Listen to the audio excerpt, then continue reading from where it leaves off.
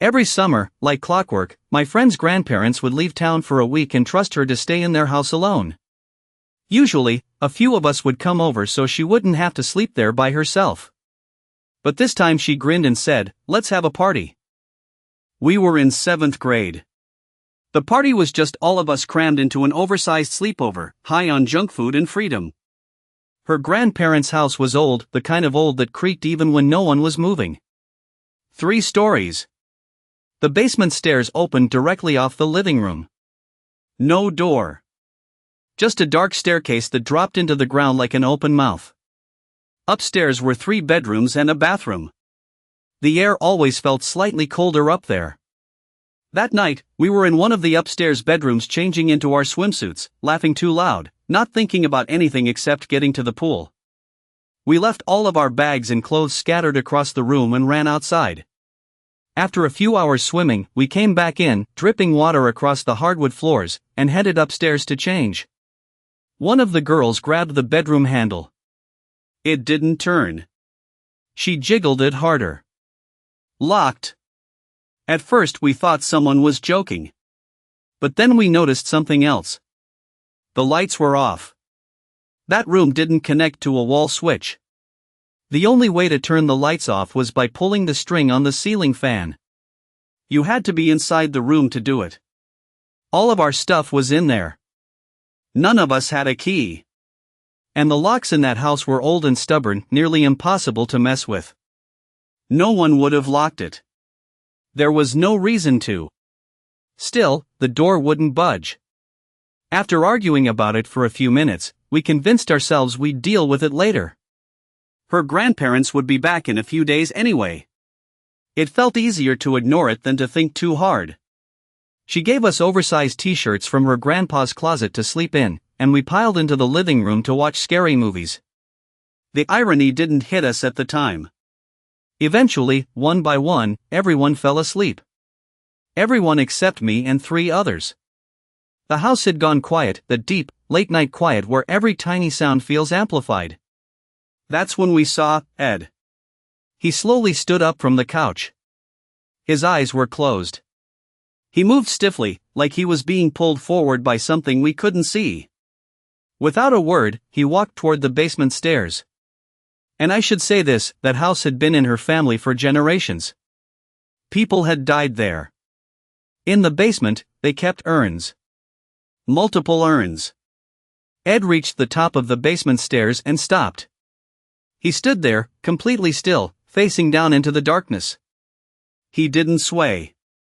He didn't blink. He just stood there. Minutes passed. None of us moved. None of us spoke.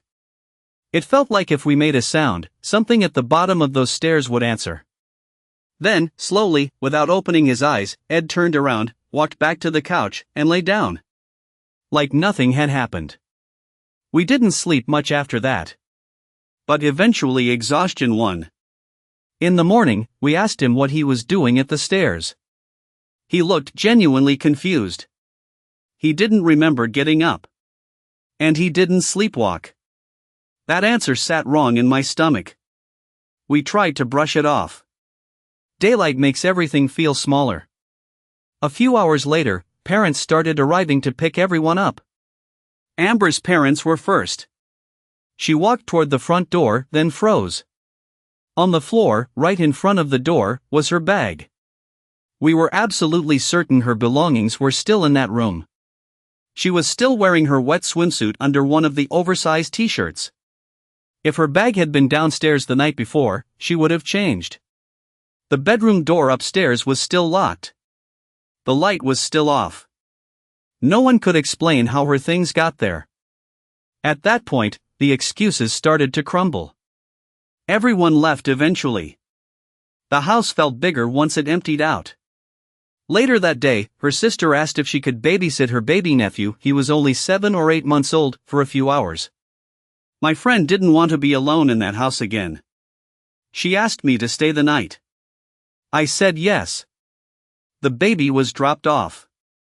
We played with him for hours until he finally fell asleep in a pack-and-play in the living room. We put on a movie, and, despite everything, we both drifted off. I don't know what time it was when we woke up. But we woke up at the exact same moment. Not slowly. Not groggy. We woke up in panic. Both of us shot upright and looked at the pack-and-play. It was empty. The baby was gone. The kind of fear that hits you when something is deeply, horribly wrong, that's what flooded my body. We tore through the house, calling his name even though he was too young to answer. We searched the kitchen, the bathroom, the basement stairs, refusing to look too far down. Then we ran upstairs. We reached the locked bedroom. My friend grabbed the handle. It turned. The door creaked open. Inside, the lights were on. And there, in the middle of the room that had been locked the night before, the room where you had to physically pull the string to turn on the light, was the baby. Safe. Sitting there. We didn't question it. We didn't try to rationalize it. We didn't even go back downstairs for our things. We called her mom to come get us. We refused to stay another minute in that house. Years have passed. I don't talk to any of the people who were there that night anymore. But every time I'm in that city, I drive past that house. And even from the street, I feel it. Like something inside is still awake.